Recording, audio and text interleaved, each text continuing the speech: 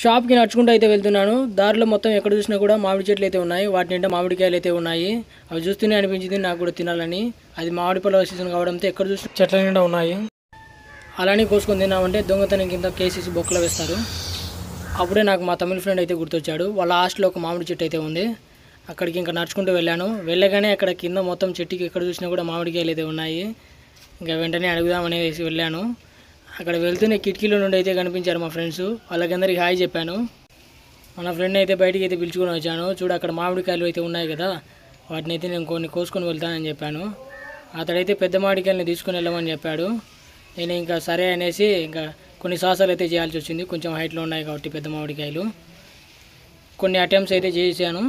First అటెంప్ట్లో అయితే మామిడికాయ ఒకటి పెద్దది అయితే దొరికేసింది, బాగానే ఉంది.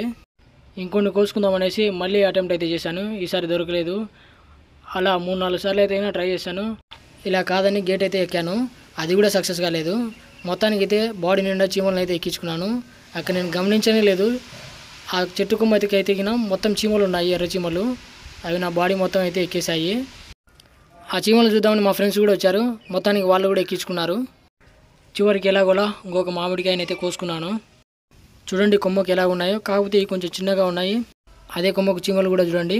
మొత్తానికి అయితే కోసేసాము. ఇంకా దీని తర్వాత తెలుసు కదా, కోసుకొని కారం వేసి లాగేయడం.